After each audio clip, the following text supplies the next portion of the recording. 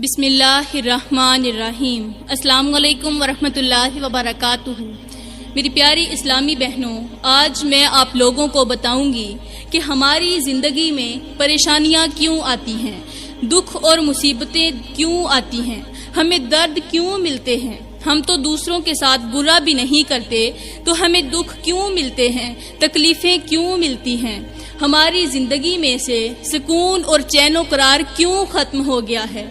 تو پیاری بہنوں، یاد رہے کہ ہماری زندگی میں 3 چیزوں کی وجہ سے بہت زیادہ پریشانیاں آتی ہیں۔ 3 کام ایسے ہیں جن کی وجہ سے ہم ہر وقت پریشان رہتے ہیں۔ پیاری بہنوں، وہ 3 کام میں بعد میں بتاؤں گی، اس سے پہلے جب آپ مشکلات میں ہوتے ہیں، آپ پر کوئی برا وقت آ جاتا ہے تو اکثر آپ سوچتے ہیں کہ اللہ کہاں ہے۔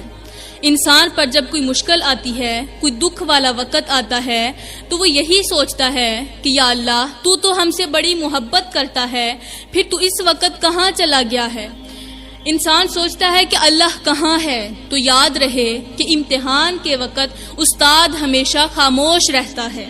جب دیکھنے والا دیکھ کر، سننے والا سن کر اور سہنے والا سہ کر خاموش ہو جائے تو پکا یقین کر لینا کہ اس کا مقدمہ اللہ کی عدالت میں پہنچ گیا ہے، اور اللہ تعالیٰ صبر کرنے والوں کا مقدمہ خود لڑتا ہے۔ میری پیاری بہنوں، رسول کریم صلی اللہ علیہ وآلہ وسلم ایک دن پریشانی کی حالت میں گھر کے ایک کونے میں دیوار سے ٹیک لگائے بیٹھے ہوئے ہیں، اور آپ نے اپنی کملی والی چادر اپنے چہرے پر گرا رکھی ہے اور اپنا سر مبارک گھٹنوں میں دے رکھا ہے، اور آپ پریشان اس لیے ہیں کہ ہر انسان ایمان کیوں نہیں لاتا، سب لوگ ایمان کیوں نہیں لاتے۔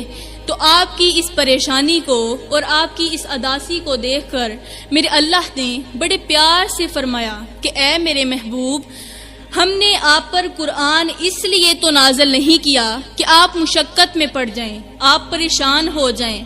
آپ کے اس حسین چہرے پر غمگینگی کے آثار دیکھ کر فرشتے غم میں مبتلا ہو جاتے ہیں۔ تو میری پیاری بہنوں، یہ ایک آیت ایسی ہے کہ میں اسے جب بھی پڑھتی ہوں، جب بھی اپنے منہ سے کہتی ہوں تو میری آنکھیں نم ہو جاتی ہیں، میری آنکھوں میں آنسو آ جاتے ہیں۔ کیوں؟ اس لیے کہ مجھ سے برداشت ہی نہیں ہوتا جب آپ لوگ پریشان ہوں، جب آپ اپنا سر گھٹنوں میں دے کر بیٹھی ہوں اور آپ سجدوں کے دوران اللہ کو پکارتی ہیں، تو پھر میرا اللہ آپ کی پکار پر ضرور جواب دیتا ہے۔ وہ آپ کی پکار کو سنتا ہے جیسے وہ اپنے محبوب کی پکار کو سنتا ہے، اس کی پریشانی کو دیکھتا ہے، تو اسی طرح آپ کی پریشانی کو بھی دیکھتا ہے، آپ کی پکار کو سنتا ہے اور پھر اس کا جواب بھی دیتا ہے۔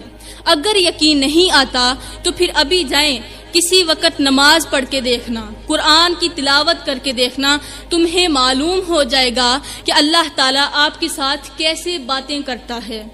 حضرت علی المرتضیٰ شیر خدا کرم اللہ وجہ الکریم نے فرمایا کہ جب میرا جی چاہتا ہے کہ میں اپنے رب سے باتیں کروں، میں اپنے رب سے باتیں کروں تو میں مصلی اٹھاتا ہوں، نماز پڑھنے لگ جاتا ہوں، اور جب میرا جی چاہتا ہے کہ میرا رب مجھ سے باتیں کرے تو میں قرآن اٹھاتا ہوں، پڑھنے لگ جاتا ہوں۔ آج ہماری زندگی پریشانیوں کی قید میں ہے، ہماری سانسیں الجھنوں کی دلدل میں ڈوبی ہوئی ہیں۔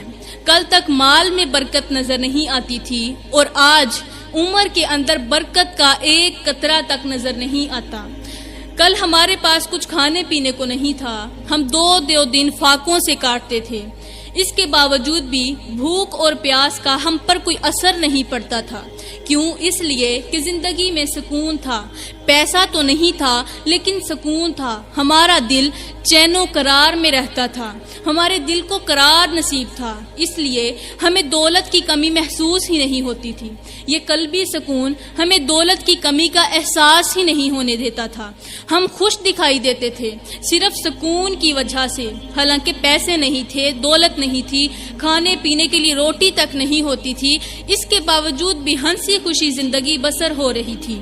لیکن ایک دم وقت نے کروٹ بدلی اور جیسے ہی وقت نے کروٹ بدلی تو غربت کے جنازے نکلتے نظر آنے لگے اور امیری عروج پر آنے لگی۔ ہمارا اچھا وقت عروج پر دکھائی دینے لگا، ہم بہت خوش ہونے لگے، ہمارے پاس پیسہ آ گیا، ہمارے پاس دولت آ گئی۔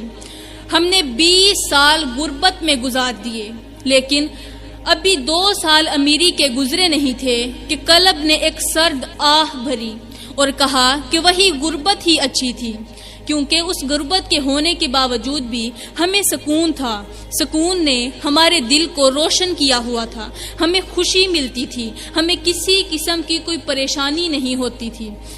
ہمیں غربت کے ہونے کے باوجود بھی سکون سا محسوس ہوتا تھا، زندگی خوشگوار سی لگتی تھی۔ یہ میں صرف اپنی یا کسی اور کی کہانی نہیں سنا رہی، بلکہ گھر گھر کا یہی حال ہے۔ آج میرے معاشرے کا گھر گھر، جس گھر میں نظر دوڑائیں، جس گھر میں دیکھا جائے تو وہاں کے رہنے والے لوگ پریشانیوں کی دلدل میں پھنسے ہوئے ہیں، مصیبتوں کی آگ میں جل رہے ہیں، بھن رہے ہیں۔ تو میری پیاری بہنوں، آج اگر کوئی شادی شدہ حضرات ہیں تو وہ پریشان ہیں، کنواری لڑکیاں ہیں تو وہ اچھے رشتے کے لیے پریشان ہیں، والدین زندہ ہیں تو وہ نافرمان اولاد کی وجہ سے پریشان ہیں، اور شادی شدہ جوڑے اولاد نہ ہونے کی وجہ سے پریشان ہیں۔ غرض یہ کہ ہر ایک انسان پریشان حال دکھائی دیتا ہے۔ ہماری زندگی میں پریشانیاں صرف 3 چیزوں کی وجہ سے آتی ہیں۔ وہ 3 چیزیں کون کون سی ہیں؟ نمبر 1، پہلی چیز جو ہماری زندگی سے سکون کو نکال دیتی ہے اور جس چیز نے ہماری زندگی کو پریشانی میں ڈال رکھا ہے، وہ ہے ہم نے جب سے اللہ تعالیٰ سے مانگنا چھوڑ دیا۔ جب سے ہمیں اللہ سے مانگنے کا وقت نہیں ملا، ہمارے دامن اللہ کے سامنے پھیلنے بند ہو گئے، تب سے ہماری زندگی سے سکون کے جنازے نکل گئے۔ ہم ہر وقت پریشان رہنے لگے، ہم زندگی کی بھاگ دوڑ میں اس قدر مصروف ہوئے کہ اللہ تعالیٰ سے مانگنے کی فرصت ہی نہیں ملی۔ ہمیں اپنا خالی دامن اللہ کے سامنے پھیلانے کا وقت ہی نہیں ملا۔ آج میرے معاشرے کی اکثر عورتیں، آپ کی بات نہیں کر رہی، لیکن اکثر عورتیں جب مجھ سے ملتی ہیں تو کہتی ہیں کہ باجی ہم پریشان ہیں، ہم اللہ سے دعا مانگتی تھی لیکن اللہ نے ہمیں عطا ہی نہیں کیا، اس لیے ہم نے اللہ سے مانگنا چھوڑ دیا ہے۔ میں نے کہا، او نادانوں، او میری نادان بہنوں، تمہیں معلوم ہی نہیں کہ تم کس رب سے مانگ رہی ہو، تمہیں اندازہ ہی نہیں ہے کہ تم کس اللہ سے مانگ رہی ہو، اور وہ تمہیں عطا نہیں کر رہا۔ کیوں؟ اس لیے کہ تمہارا بھروسہ اور یقین پختہ نہیں ہے۔ تم نہیں جانتی کہ وہ رب جس نے آدم علیہ السلام کو ہر چیز کا علم دیا، ہر چیز کے بارے میں علم سکھایا، اور پھر مٹی سے بنا کر انہیں ایسی فضیلت بخشی کہ تمام کے تمام فرشتوں کو حکم دیا کہ میرے آدم کو سجدہ کرو۔ تم نہیں جانتی کہ وہ رب جو یونس کو مچھلی کے پیٹ میں زندہ رکھتا ہے، وہ رب جس نے مچھلی کے پیٹ کے اندر یونس کو کھلایا، یونس کو پلایا، وہ رب جس نے حضرت ابراہیم علیہ السلام کو جلتی آگ میں سے زندہ بچا لیا، وہ رب جس نے ایک بہت دہشت ناک دریا میں سے، دریائے نیل میں سے 2 راستے نکالے، اسے 2 حصوں میں بانٹ کر حضرت موسیٰ علیہ السلام کے لیے راستہ بنا دیا، اور وہ بخیر و عافیت دوسرے کنارے پہنچ گئے، وہ رب جس نے حضرت زکریا علیہ السلام کو ان کی گئی خواہش پر عمر کے آخری حصے میں اولاد عطا فرمائی، وہ رب جس نے حضرت سلیمان علیہ السلام کو جنات پر سربراہی بخشی، وہ رب جس نے اپنے پیارے حبیب کو پوری امت کے لیے ہدایت کا سرچشمہ بنا کر بھیجا، اور وہ رب جو کہتا ہے کہ میں تم سے 70 ماؤں سے بڑھ کر محبت کرنے والا ہوں، وہ تمہیں کیسے خالی ہاتھ واپس بھیج سکتا ہے؟ وہ رب کیوں تمہاری دعاؤں پر فکون فیکون نہیں بولتا؟ اے میری بہنوں، تم ایک بار اللہ پر بھروسہ تو کر دیکھو، ایک بار اس پر یقین تو کر کے دیکھو، پھر دیکھنا وہ تمہارے لیے کیسے معجزات کی بارش کرے گا۔ وہ دنیا میں ہی تم پر معجزات کی بارش برسا دے گا، یہاں تک کہ اگر تمہیں سامنے اپنی موت نظر آ رہی ہو، ایک طرف آپ کھڑے ہیں، دوسری طرف آپ کو اپنی موت نظر آ رہی ہے، موت نظر تو نہیں آتی، مطلب یہ کہ آپ کو سامنے کوئی اس طرح کا واقعہ نظر آ رہا ہے، کوئی جنگ ہے، کوئی آپ کے اوپر فتح یاب ہونا چاہتا ہے، کوئی آپ کو مارنا چاہتا ہے، تو آپ کو مطلب سامنے اگر موت بھی نظر آ رہی ہے تو ذہن میں یہی سوچ رکھنا کہ جیت تمہاری ہی ہوگی. پھر تمہاری آنکھیں خود گواہی دیں گی کہ انہوں نے کس طرح کے کرشمے دیکھے. اللہ تعالیٰ تمہارے لیے راستے خود ہی بناتا جائے گا. میری پیاری بہنوں، ایک بار تم اس رب سے مانگ کر تو دیکھو، وہ تم پر بخشش کی حد نہ کر دے تو میرا رب کہتا ہے مجھے رب العالمین ہی نہ کہنا. پیاری بہنوں، یہاں پر ایک چھوٹا سا سبق آموز واقعہ یاد آ گیا. یہ واقعہ آپ کی زندگی کو ایک بار بدل دے گا اور رب پر بھروسہ اور یقین رکھنے پر مجبور کر دے گا. یہ واقعہ جب پڑھتی ہوں تو میرا اللہ پر یقین پختہ ہو جاتا ہے. سوچا آج آپ لوگوں کے ساتھ وہ واقعہ ضرور شیئر کرتی چلوں. پیاری بہنوں، ایک بادشاہ تھا. وہ بادشاہ اتنا سنگ دل تھا، اتنا بے رحم تھا، اتنا کوئی ظالم تھا کہ اس نے تقریباً 1,00,000 مسلمانوں کو جان سے مروا دیا، انہیں شہید کر دیا. اسے مسلمانوں سے سخت نفرت تھی. ایک بار اسے معلوم ہوا کہ 4,000 مسلمان ہیں جو کسی جگہ پر آباد ہیں. تو اسے جیسے ہی علم ہوا کہ 4,000 مسلمان ابھی زندہ ہیں تو فوراً اپنی فوج کو ساتھ لے کر مسلمانوں کے علاقے میں پہنچ گیا. تو جیسے ہی مسلمانوں کو پتا چلا کہ وہ بادشاہ ہمیں مارنے کے لیے ہماری طرف آ رہا ہے تو وہ لوگ جلدی سے زمین کھودنے لگے. انہوں نے زمین کھود کر وہ سارے کے سارے لوگ زمین کے نیچے آباد ہو گئے. اوپر سے مٹی آ گئی، زمین کے نیچے رہائش کرنے لگے. اب جیسے ہی اس بادشاہ کو ان مسلمانوں کے بارے میں علم ہوا تو اس نے چاروں طرف سے ناکے لگوا دیے اور اپنی فوج کو وہاں کھڑا کر دیا کہ کوئی بھی مسلمان یہاں سے بچ کر نہیں جانا چاہیے. اور پھر زمین کے اندر جو مسلمان تھے ان کے اوپر پانی چھوڑ دیا، زمین کے اندر پانی چھوڑ دیا اور اس سیلاب کی وجہ سے وہاں 4,000 مسلمان ختم ہو گئے، ان کی زندگیاں ختم ہو گئیں. مطلب وہ ان 4,000 مسلمانوں کو بھی اس نے مار کر ہی دم لیا. اس کے بعد ایک مرتبہ کچھ یوں ہوا کہ وہ بادشاہ اپنے گھوڑے پر سوار تھا اور اس کے سامنے مسلمانوں کی 4 صفیں لگی ہوئی تھیں. 4 صفیں بہت لمبی لمبی قطاریں تھیں، ان میں مسلمانوں کو کھڑا کیا ہوا تھا اور اپنے سپاہیوں کو اس نے حکم دیا کہ سب کی گردنیں تلواروں کے ساتھ کاٹتے جاؤ، کسی پر رحم نہیں کھانا، سب کو ختم کر دو. اب جیسے ہی فوجیوں کو یہ حکم ملا، سپاہیوں کو یہ حکم ملا تو انہوں نے اپنی تلواریں اٹھائیں اور پہلی صف سے شروع ہو گئے. ایک کی جان ختم کی، دوسرے کی، تیسرے کی، چوتھے کی، سارے مسلمانوں کو شہید کرتے گئے. اب پہلی صف کے اندر ایک بزرگ کھڑا تھا، ایک بابا تھا چٹی داڑھی والا. اس نے جیسے ہی دیکھا کہ یہ پوری صف جو ہے وہ ختم ہونے والی ہے، تمام مسلمان ختم ہو گئے ہیں، تو اس نے جلدی سے چھلانگ لگائی اور دوسری صف میں کود گیا، آخر میں جا کے کھڑا ہو گیا. اب دوسری صف کی باری آئی، تمام مسلمان ختم ہوتے گئے. اب وہ تیسری صف میں کود گیا تو اس کی یہ حرکت دیکھ کر بادشاہ بڑا خوش ہو رہا تھا. بادشاہ کے ہاتھ میں کوئی چیز تھی، وہ اسے کھا رہا تھا اور ساتھ میں مسکرا رہا تھا. اب بابا جی نے جیسے ہی دیکھا کہ تیسری صف بھی ختم ہونے والی ہے، تمام مسلمانوں کی گردنیں ہلاک ہو چکی ہیں، تو اس نے ایک دم کود لگائی اور دوسری میں چلا گیا. جو آخری چوتھی صف کھڑی تھی اس صف کے اندر چلا گیا.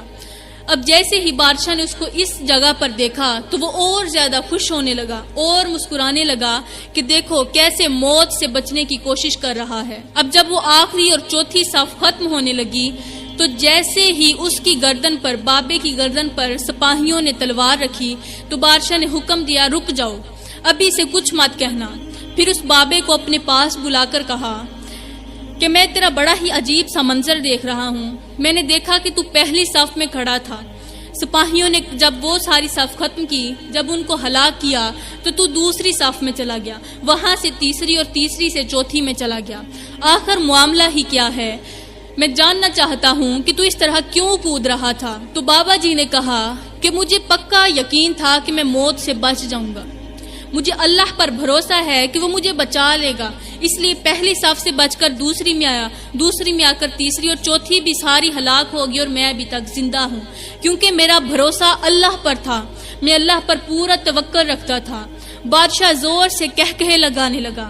جیسے ہی اس نے زور سے کہکا لگایا تو اس کے منہ میں جو چیز تھی وہ زمین پر گر گئی. جیسے ہی وہ زمین پر گری تو اٹھانے کے لیے اس نے اپنا ہاتھ جو ہے نیچے بڑھایا.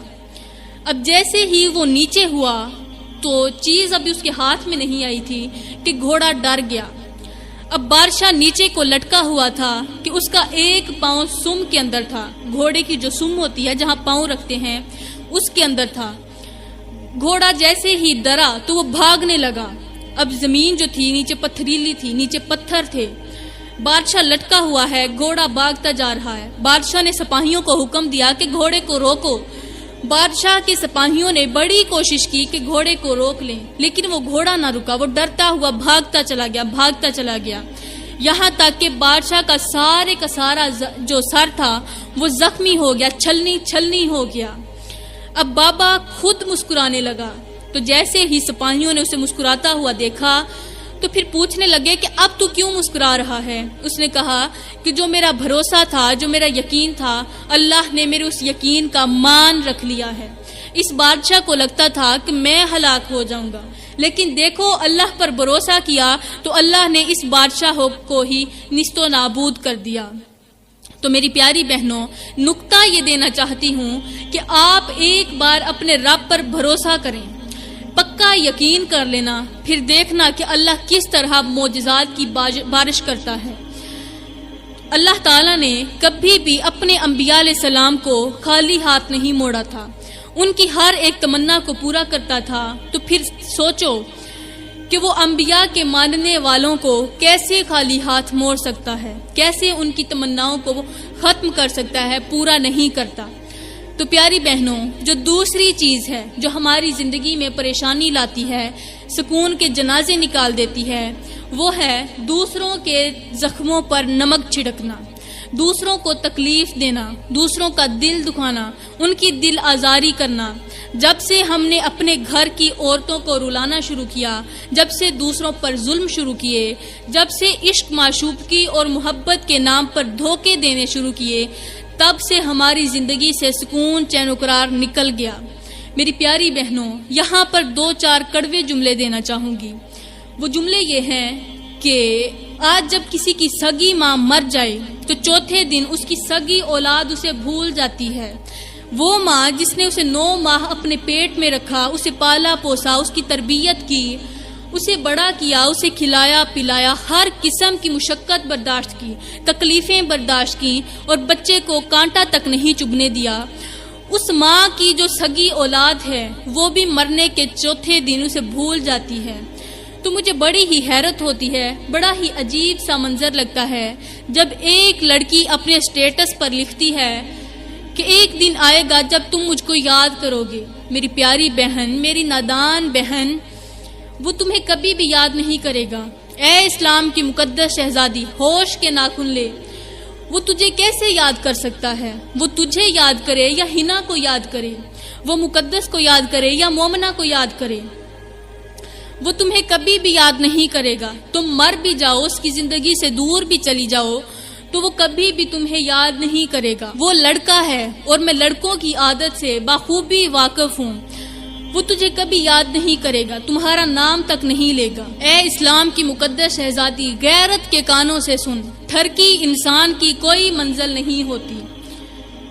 آپ کیا گارنٹی دے سکتی ہیں کہ جو لڑکا آپ سے بات کر سکتا ہے وہ کسی اور سے نہیں کر سکتا، یا جو لڑکی آپ سے باتیں کر سکتی ہے وہ کسی اور سے نہیں کر سکتی؟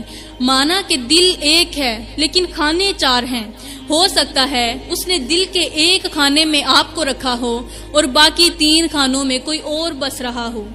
ٹھرکی انسان تو شادی ہونے کے بعد بھی ادھر ادھر نظریں مارتا ہی رہتا ہے، اس کی ہوس تو اس وقت بھی پوری نہیں ہوتی، اس وقت بھی وہ ادھر ادھر نظریں دوڑاتا ہے، لوسی کتوں کی طرح ادھر ادھر پھرتا ہے کہ ہو سکتا ہے کہیں سے کچی بوٹی مل جائے۔ اے اسلام کی مقدس شہزادی، غیرت کے کانوں سے سن، جو آپ سے ملنے جلنے کے علاوہ نکاح کی بات نہیں کرتا تو سمجھ لینا کہ یہ رانگ نمبر ہے۔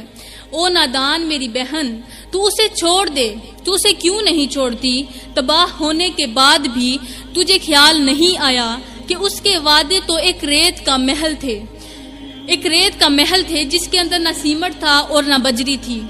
ایک دم ایک ہوا کا جھونکا آیا اور اس ریت کے محل کو اپنے ساتھ بہا کر لے گیا، اڑا کر لے گیا۔ پتہ نہیں وہ کہاں سے آیا، کدھر سے آیا اور کدھر کو گیا، کوئی پتہ ہی نہیں چلا۔ ایک بات یاد رکھنا کہ جو لاڈ اور نخرے والدین اٹھاتے ہیں وہ کوئی اور نہیں اٹھا سکتا۔ جو محبت تجھ سے والدین کرتے ہیں وہ کوئی اور نہیں کر سکتا۔ 2 دن کی محبت کے اندر آ کر تو اپنے والدین کی فرمانبرداری کو نہ بھول جانا، والدین کی محبت کو نہ بھول جانا جنہوں نے اپنی ساری کی ساری زندگی تیرے نام کر دی۔ اس والدین کی محبت کو کبھی مت بھولنا۔ اگر تو نے اپنے والدین کا دل دکھایا، ان کے ساتھ بے وفائی کی، ان کی وفا کا صلہ بے وفائی کی شکل میں دیا، تو پھر یاد رکھنا کہ ساری زندگی تو سکون کی سانس نہیں لے پائے گی۔ میرا اللہ تجھے کبھی بھی خوش نہیں رہنے دے گا، کیونکہ جو والدین کو ناخوش کرتا ہے، والدین کو ناراض کرتا ہے، پھر ساری زندگی وہ کبھی بھی سکون کی سانس نہیں لے پاتا۔ تو پیاری بہنوں، تیسری چیز، جب سے ہم نے نماز کا دامن چھوڑا، جب سے ہم نے ذکر الہی کو چھوڑا، تب سے ہماری زندگی کو پریشانیوں نے گھیر لیا۔ اور ایک بات یاد رکھنا، کبھی بھی اپنی زندگی میں نماز کو مت چھوڑنا۔ جس نے نماز چھوڑی اس نے دین کو گرا دیا، اور جس نے نماز کو قائم کیا اس نے گویا کہ دین کو قائم کیا۔ یہ میں نہیں کہہ رہی، بلکہ میرے پیارے نبی کا میٹھا سا فرمان ہے۔ تو پیاری بہنوں، کبھی بھی نماز کا دامن مت چھوڑنا۔ اور زندگی میں اگر کسی سے یاری لگانی ہو تو پہلے نمبر پر اپنے خدا سے لگانا۔ وہ رب تمہیں کبھی بھی تنہا مایوس نہیں کرے گا۔ اپنے سے نیچے سٹیٹس والے لوگوں سے یاری لگائیں، اونچے سٹیٹس والوں سے یاری مت لگانا۔ نماز کی بات آئی تو ایک چھوٹا سا سبق آموز سا واقعہ یاد آ گیا۔ پیاری بہنوں، رات کا دوسرا وقت تھا تو ایک شخص اپنے گھر سے مسجد کی طرف جا رہا تھا نماز پڑھنے کے لیے۔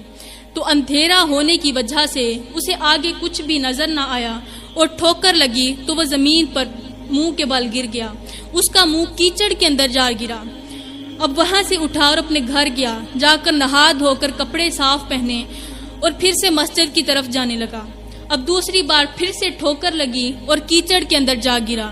وہاں سے اٹھا، گھر گیا، کپڑے بدلے اور دوبارہ مسجد کی طرف جانے کو نکلا۔ جیسے ہی گھر سے باہر نکلا تو اس نے دیکھا کہ ایک شخص کھڑا ہے جس نے اپنے ہاتھ میں ایک چراغ اٹھایا ہوا ہے، اور جیسے ہی وہ نمازی مسجد کی طرف جانے لگا تو وہ جو شخص تھا وہ بھی اس کے پیچھے پیچھے چل پڑا۔ اب روشنی کی وجہ سے وہ بآسانی مسجد پہنچ گیا۔ اب جیسے ہی مسجد گیا اس نے نماز پڑھی، اللہ کا ورد کیا، قرآن کی تلاوت کی، اس کے بعد وہ گھر آ گیا۔ اب جیسے ہی مسجد سے باہر نکلا تو اس نے دیکھا کہ وہ چراغ والا جو شخص تھا وہ ابھی اس کا منتظر باہر کھڑا ہے۔ تو وہ بڑا ہی حیران ہوا۔ جیسے ہی وہ چلنے لگا تو چراغ والا شخص اسے آگے آگے چلتا گیا۔ چراغ کی روشنی کی وجہ سے وہ بآسانی اپنے گھر کے دروازے تک پہنچ گیا۔ جیسے ہی دروازے تک پہنچا تو اس نے اس شخص سے پوچھا کہ تو کون ہے؟ تو اس شخص نے کہا، اگر سچ پوچھتے ہو تو میں ابلیس ہوں۔ وہ شخص بڑا حیران ہوا کہ شیطان تو انسان کا کھلا دشمن ہے، تو میرا کھلا دشمن ہے، تو مجھے نماز سے روکے گا، تو روکنے کی بجائے میری حمایت کر رہا ہے، کیوں؟ تو شیطان نے کہا کہ دراصل بات کچھ یوں ہے کہ جب تو پہلی بار ٹھوکر لگنے پر زمین پر گرا تھا تو اللہ تعالیٰ نے تیرے ساری زندگی کے گناہ معاف کر دیے۔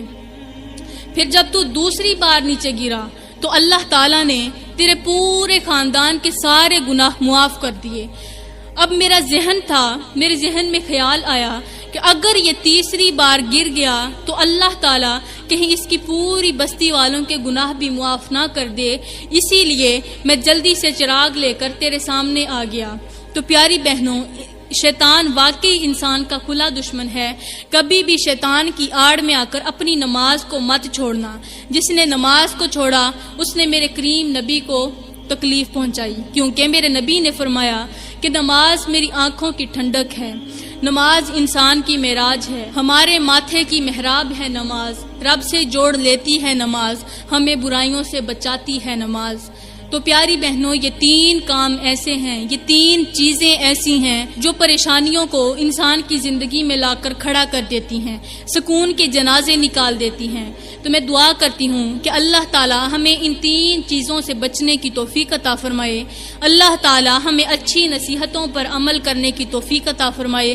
آمین ثم آمین، وما علینا الا البلاغ المبین۔